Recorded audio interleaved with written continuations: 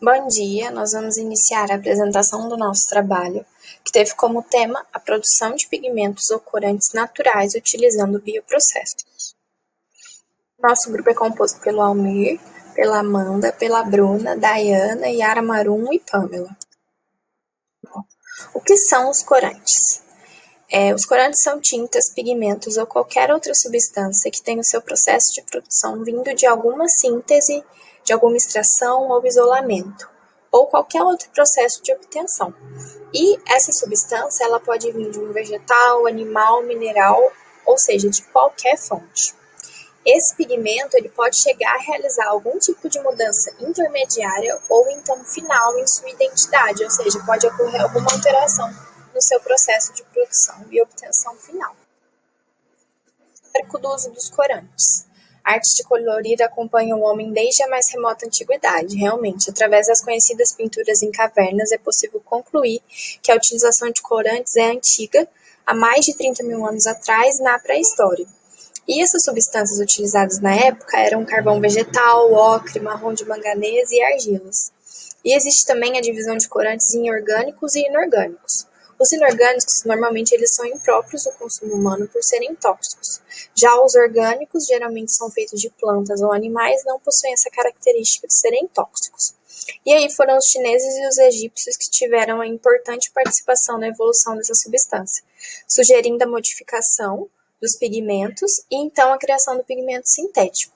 E esses corantes eles eram utilizados na época em pinturas de templos, palácios e até monumentos. Importância do corante. Em geral, um produto ele é analisado e aprovado em parceria com a cor e aparência que possui. Então, um produto como um vestuário, um bem de consumo, alimentos, tudo que a gente consome, pode ser aceito, rejeitado ou até ser indiferente ao consumidor com base em sua cor. Ou seja, o consumidor sempre vai avaliar a cor do que ele está consumindo, seja o que for, e aceitar ou rejeitar aquilo com base nas suas características visuais. Falando um pouco sobre dados de mercado, empregar cores naturais é a tendência natural do marketing, devido à preocupação que os consumidores estão sobre a segurança dos corantes artificiais. O crescimento dos pigmentos naturais tiveram um aumento anual de 5 a 10%, comparado ao mercado de sintéticos, que cresce 3 a 5% ao ano. E esse direcionamento na procura de corantes naturais deve-se às propriedades funcionais, ao apelo mercadológico, e é muito importante pois estimula novos estudos.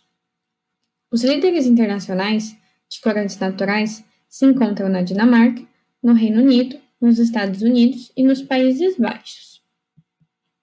Ainda sobre o mercado de corantes, segundo as pesquisas, em 1992, houve uma distribuição do uso de corantes em alimentos no mundo. Segundo as pesquisas, 27% era relacionado ao natural, como mostra a figura. Mas em 1992, ele ainda estava em franca expansão. O mercado mundial de corantes, de corantes naturais, em 2016, ele foi estimado em 1,3 bilhão de dólares. E o mercado mundial, em 2023, ele está estimado para 2,1 bilhão de dólares, segundo o Research Nester, de 2020.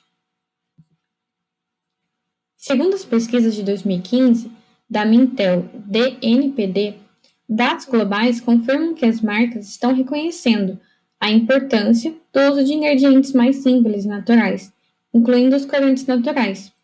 E a América Latina representa 61% sobre o uso de corantes naturais em lançamentos de alimentos e bebidas por região. E a crescente demanda de corantes e pigmentos pelos consumidores indica que os segmentos de plásticos, têxteis, alimentos e tintas atuam como um importante fator de crescimento para o mercado global nos próximos anos. Segundo as pesquisas, o corante natural que atualmente apresenta uma utilização mais significativa é o urucum, que é o representado na imagem ao lado. Outros muito explorados pelas indústrias são a cúrcuma e o carmim de cochonilha. Segundo as pesquisas da agricultura em São Paulo, o estado de São Paulo e da Paraíba são os principais produtores do urucum. Sobre a legislação brasileira, segundo o portal da Câmara dos Deputados, de 1977, a Comissão Nacional de Normas e Padrões de Alimentos, a CNNPA, através da Resolução número 44, resolveu estabelecer as condições gerais de elaboração, classificação, apresentação, designação, composição e fatores essenciais de qualidade dos corantes empregados na produção de alimentos e bebidas. Essa resolução adota também códigos de rotulagem para corantes em geral, onde divide em 4 classificações dos corantes: corante orgânico natural, corante orgânico sintético artificial, corante orgânico sintético idêntico ao natural, o corante inorgânico, que são os pigmentos. E também nessa resolução é apresentado que apenas o caramelo 1 pode ser considerado um corante natural. Quanto aos demais caramelos, a legislação somente descreve e classifica o caramelo 3, processo amônio, como um corante orgânico sintético idêntico ao natural. Segundo as nossas pesquisas, esteve muito presente o decreto número 55.871 de 65, pois foi o tal decreto muito importante para a história das legislações dos corantes. Ele advém de um decreto o qual foi promulgado pela primeira vez como corante, a substância que confere ou intensifica a cor dos alimentos. Contudo, o decreto de 65 foi revogado em 2019 pelo atual presidente, estando em vigor o decreto número 9.917 de 2019. Pertinente está o informe técnico número 70 de 2016, segundo o qual a Anvisa, com o objetivo de esclarecer ao Sistema Nacional de Vigilância Sanitária e ao setor produtivo de alimentos e bebidas sobre o uso de alegações de conteúdo para aditivos alimentares na rotulagem, a fim de evitar situações que coloquem em risco a saúde dos consumidores e minimizar também situações de engano. Importante ressaltar que, segundo o informe técnico, alguns corantes naturais possuem limites de segurança inferiores aos de corantes artificiais, e que esses aditivos também podem desencadear reações adversas em pessoas sensíveis.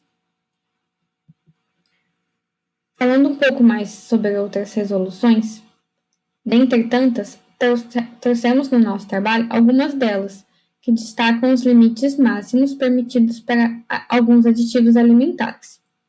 A Resolução número 5, de 2013, aprova o uso de aditivos alimentares com respectivas funções e limites máximos para bebidas alcoólicas, exceto as fermentadas.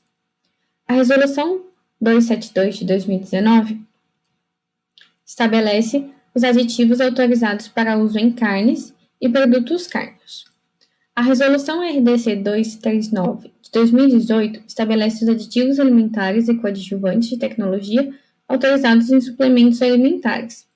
E a RDC 259 de 2002 determina que os aditivos alimentares devem ter declarados com seu nome completo ou seu número de INS, segundo o Sistema Internacional de Numeração, Códex Alimentários da FAO-OMS. Então, pessoal, antes de falar sobre o processo de fabricação, é extremamente importante a gente introduzir alguns conceitos para facilitar o nosso entendimento aqui para frente. Então, o primeiro deles é a diferença entre corantes e pigmentos, né? Eles são diferenciados basicamente pela solubilidade, sendo que o corante ele é solúvel ao meio ao qual ele está incorporado e os pigmentos são insolúveis, né? Normalmente eles se apresentam em forma de pó. Os corantes naturais e os corantes sintéticos, os naturais eles têm origem natural, né? De origem animal, vegetal ou por meio de micro-organismos, enquanto que os sintéticos são obtidos a partir de reações químicas. E a gente tem aqui os biopigmentos, que é o nosso foco de estudo, que são os pigmentos produzidos a partir de micro-organismos, e aqui, né, a gente especifica entre microalgas, fungos e bactérias, e é um método que se destaca como uma alternativa de interesse para a indústria de alimentos, tendo em vista a alta velocidade de crescimento desses micro-organismos, o baixo custo do meio de cultura e também a facilidade de extração do pigmento. Então aqui a gente tem 3 micro-organismos principais, que é o Monascus spp, o Achibia gossip e o Blackeslea trispra. E dentre esses três, o que a gente vai ter o maior foco aqui nesse trabalho é o Monascus, que ele é o mais usado na indústria de alimentos. E a partir dele a gente consegue obter 3 pigmentos de 3 cores diferentes. As cores amareladas, vermelhadas e alaranjadas. Normalmente esses pigmentos extraídos do Monascus, eles são usados em carnes, sopas, molhos e bebidas nos países orientais, especialmente na China, Japão e na Ásia como um todo, né?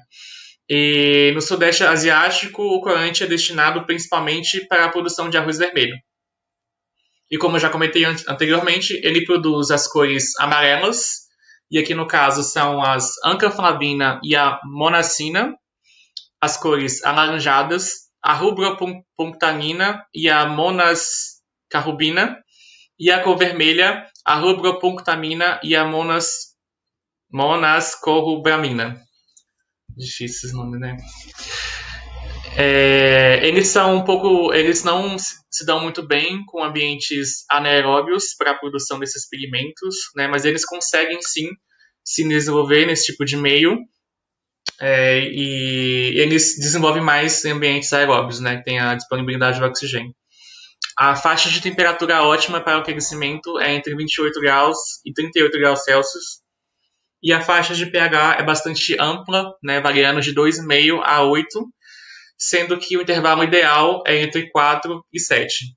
E infelizmente a gente tem um grande impasse do uso desse micro-organismo para produzir pigmentos para alimentos especificamente, porque um de seus metabólitos é uma micotoxina, né, a chamada citrinina, e ela é produzida junto com os pigmentos vermelhos, e a gente, no caso, tem essa restrição, né, para a indústria de alimentos.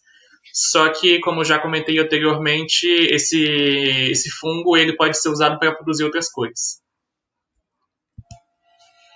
E quanto à matéria-prima, né, a grande vantagem de usar esse fungo para produzir os biopigmentos é que a matéria-prima pode ser de origem de resíduos agroindustriais, né, que são substratos relativamente simples. E para otimizar o processo, a gente pode enriquecer o meio com uma fonte de nitrogênio. E as matérias-primas, né, como comentei, são muito simples. Pode ser o arroz, o milho, grão de sorgo inteiro ou descascado, o farelo de sorgo. E todos esses materiais que são resíduos, né, que são resíduos da agroindústria. E aí a gente tem uma aplicação muito interessante, né, porque aquilo que a gente jogaria fora, a gente estaria aproveitando para poder fazer os biopigmentos. Olá, pessoal! Vou explicar para vocês um pouquinho sobre o fluxograma de processo de biopigmentos. Eles têm origem, né, extracelular ou intracelular. Isso vai ser muito específico de cada espécie. Extracelular é quando acontece fora da célula, né, intracelular é quando acontece dentro da célula. E a gente pode ver claramente nesse fluxograma a diferença entre um pigmento intracelular ou um pigmento extracelular. Para iniciar, ali teremos o cultivo da espécie que você vai querer desenvolver. Em seguida, tanto para o intra como para o extracelular, a gente vai ter a separação de sólidos por meio de filtração ou centrifugação. Logo em seguida, se a gente quiser, né, ter um pigmento intracelular, a gente vai ter que ter ali um rompimento celular, separação de sólidos, purificação e formulação e polimento. E, enfim, para finalizar, né, você vai ter ali o seu pigmento intracelular. Se a gente for para o lado, né, de pigmento extracelular, a gente vai ter o quê? Logo após a fase de separação de sólidos, a gente vai ter a concentração, que vai ser, né, a extração líquido-líquido para carotenoides ou mônacos. Então, né, também ali na fase de purificação, a gente vai ter a absorção de impurezas para mônacos ou precipitação de impurezas, né? E já os pigmentos intracelulares são obtidos de forma mais concentradas. E ali na fase de polimentos e formulação, raríssimos a gente vai usar pigmentos, vai precisar de polimentos, né, na indústria de alimentos. Vai usar mais a fase de polimento para produtos fármacos. E essa etapa vai ser basicamente pelos equipamentos de cromatografia ou cristalização de pigmentos. Podemos ver aqui, né, uma produção industrial com um grão de arroz, com que você vai aplicar ali uma temperatura de 45%, né, nesse grão de arroz, vai esterilizar ele e logo em seguida você vai levar para frasco de cultura, né, contendo o fungo. Vai incubar ele por 25 a 35 graus por 7 dias, que vai ser o período ali de crescimento desse fungo. Logo em seguida, você vai ter este arroz fermentado, vai aquecer ele a 100 graus Celsius para acabar ali um pouco, né, com o crescimento de outros fungos que pode acontecer. Você vai pegar, vai secar ele a 60 graus, vai moer este pigmento, né, vai pesar e embalar, vai passar por controle rigoroso de qualidade para permanecer todos os pigmentos de mesma cor, né, uniforme ali, sem ter muita variação, manter um padrão de qualidade ali. Vai embalar e vai levar esse produto para ser comercializado, né, esses biopigmentos. Agora, no processo de fabricação, vamos falar um pouquinho mais sobre a parte de fermentação do nosso trabalho. Primeiro, a gente vai começar definindo o que é biotecnologia. Biotecnologia, olhando para a palavra bio e tecnologia, tecnologia a gente significa como uma ciência que estuda em âmbito industrial os métodos e evoluções. E bio, ele tem a ver com a parte de vida. Então, relacionando os dois, a gente significa que tem um processo com parte integrante ativa, os seres vivos. E agora a fermentação, ela é uma classificação da biotecnologia, tendo como definição geral, é um processo de cultivo microbiológico que pode ocorrer em condições aeróbicas e anaeróbicas, sendo os micro-organismos aeróbicos, né, aqueles que obtêm energia por meio de reações químicas que vão necessitar da presença do oxigênio, e os anaeróbicos, aqueles que conseguem obter energia através de outros compostos, que não seja o oxigênio. E agora a gente vai falar um pouquinho sobre a produção dos biopigmentos, que é o nosso trabalho. Essa produção de biopigmentos, ela utiliza de processos biotecnológicos, que nada mais nada menos é um processo que vai envolver micro-organismos, sendo eles bactérias, fungos e leveduras, em que os substratos, né, eles vão ser convertidos em produtos. Esses produtos eles podem ser enzimas, ácidos orgânicos, álcool e polímeros. E esses produtos, eles vão gerar um valor agregado aos produtos. A gente se produzir esses pigmentos a partir de bioprocessos é devido à similaridade da forma que são extraídos de vegetais ou animais, sendo um processo mais sustentável, porque ao invés de utilizar plantas ou animais como matéria-prima, a gente vai utilizar os micro-organismos.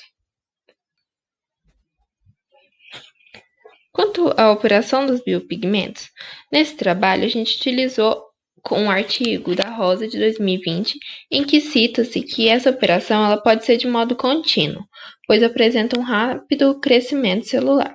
E a fermentação ela pode ser tanto submersa, aquele processo em que os micro-organismos desenvolvem dentro do meio de cultura ou mosto líquido, e também pode ser realizada na fermentação em meio semissólido ou estado sólido, que é um processo simples e na maioria das vezes é natural, e o crescimento desses micro-organismos e a formação dos produtos, elas acontecem na superfície de um substrato sólido, que tem pouca ou nenhuma água livre. Com relação aos dois tipos de fermentação, né, a gente olhou um trabalho que é do Menezes, de 2006, em que a fermentação em meio semissólido, ela apresenta vantagens sobre a fermentação submersa. Porque diante do custo da produção ser mais viável e possuir uma pequena exigência energética e a facilidade na extração dos produtos, pode falar que a fermentação semissólida ela é mais vantajosa. E aí, com relação às condições de cultura do processo de fermentação, é necessário que o meio ele seja propício para esse crescimento. Então, a gente precisa de controlar alguns aspectos que são fonte de carbono e nitrogênio, disponibilidade de oxigênio no meio, luz, pH e temperatura. e isso vai interferir no crescimento celular e, consequentemente, na produção dos biopigmentos. Agora, entrando um pouquinho mais na parte do nosso trabalho, vamos ter uma pequena introdução sobre os fungos. Os fungos filamentosos, eles são capazes de produzir uma variedade de pigmentos que englobam diversas classes químicas, como os carotenoides, melaninas, flavinas, entre outros. E entre as espécies de fungos presentes na natureza, vamos focar aqui no trabalho nos fungos ascomicetos, como exemplo, os monascos, já citados anteriormente.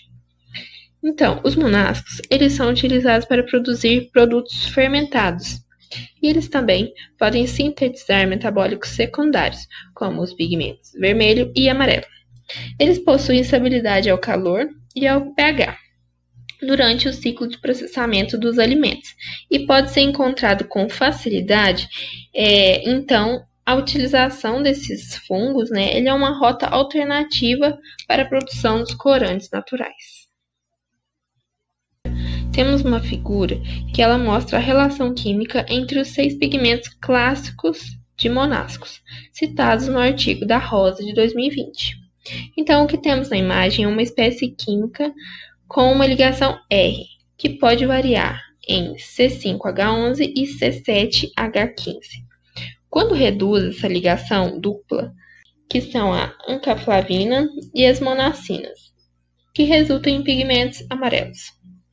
Então, quando a gente restaura as ligações duplas, produz pigmentos laranjas, como podemos ver aqui.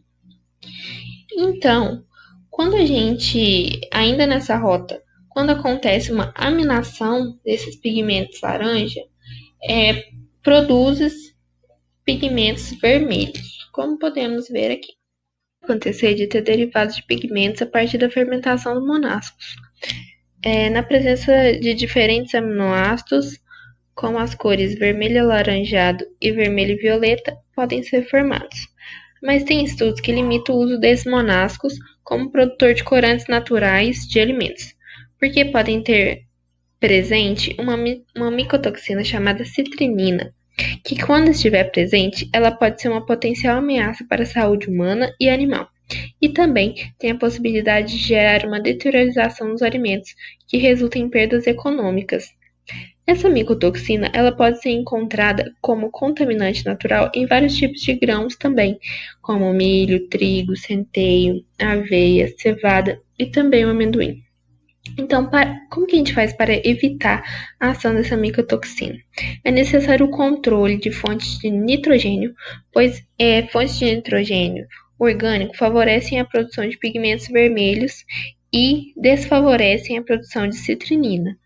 O controle também do cultivo, como aeração, pH, fermentação sólida ou semissólida. E também a extração em condições de boa solubilidade da citrinina, pois quando se controla o pH, é possível controlar a citrinina, por ela ter um caráter fortemente ácido. E ainda a seleção ou modificação de linhagens para evitar a produção dessa micotoxina.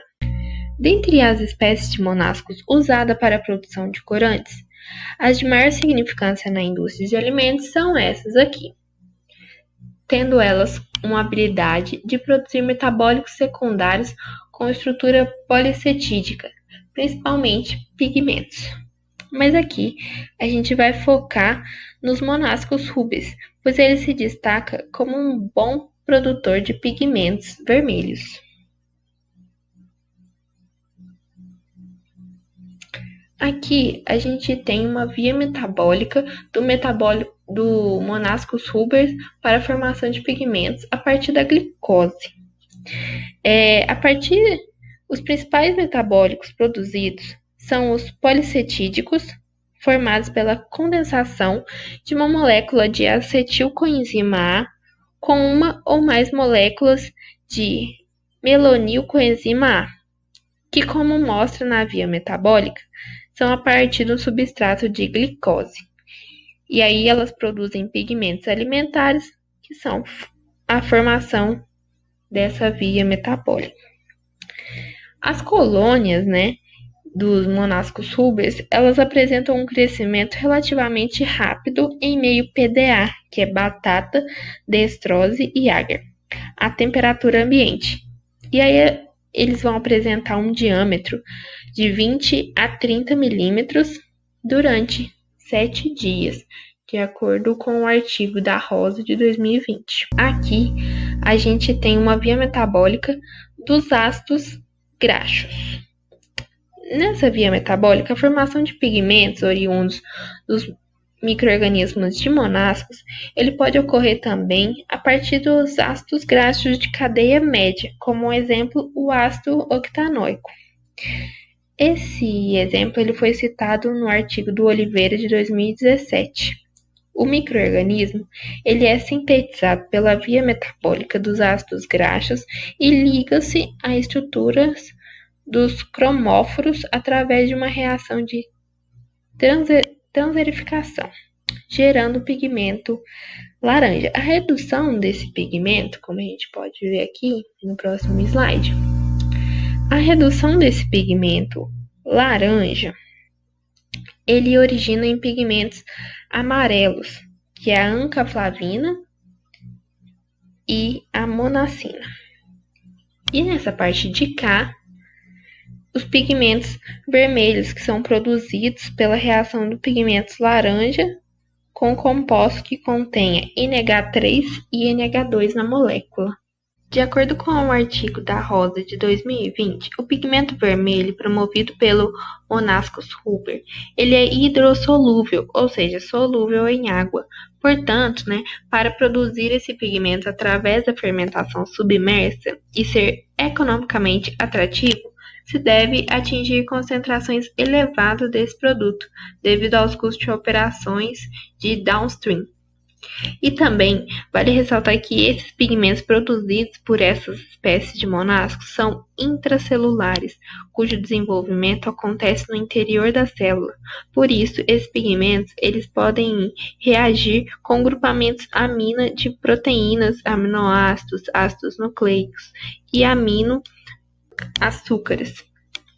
formando complexos de pigmentos extracelulares solúveis em água. Então, resumindo, em outras palavras, essa parte desse slide de via biosintética de pigmentos por monascos SP, os pigmentos vermelhos são eventualmente excretados no meio de cultivo quando reagem com o grupo NH2 de aminoácidos, e ele pode ser visto a variação de cores do pigmento dependendo do meio, exemplificado nessa figura aqui. Agora falando um pouco sobre a etapa de purificação. A purificação dos pigmentos pode ser feita pelas seguintes operações unitárias. A centrifugação, que tem por objetivo separar partículas que não são facilmente separadas por decantação. A extração, que é utilizada na extração rápida de compostos orgânicos voláteis e semivoláteis. E a filtração, que é uma operação unitária cujo propósito é a separação de um produto insolúvel presente em suspensão líquida, passando a suspensão através de uma membrana de poros que retém as partículas sólidas. No projeto de Rosa 2020, onde ele utilizou o Monascus Huber, ele utilizou as 3 operações unitárias, porque ele queria um produto final com um alto grau de pureza. Porém, as operações unitárias não necessariamente precisam ser utilizadas juntas. Você pode utilizar 1, 2 ou as 3 para purificar o seu produto, dependendo do grau de pureza que você deseja nele. Agora, sobre o rendimento do processo, o rendimento do processo está muito ligado às técnicas que você utiliza. Então, ele pode ser muito variável. Por exemplo, no projeto de Rosa, quando ele utilizou as 3 operações unitárias, e aumentou o seu grau de pureza, ele teve uma diminuição no seu rendimento. E o rendimento dele na produção de 289,14 quilos deu 70 gramas de pigmento, o que representa apenas 0,02%. Só que ele também fez uma outra análise onde ele não fez os pigmentos tão purificados e o rendimento dele foi maior. Então, o rendimento vai depender muito, das operações unitárias que você vai utilizar no processo. Bom, pessoal, muito obrigada pela atenção e nós gostaríamos de saber se alguém tem alguma dúvida.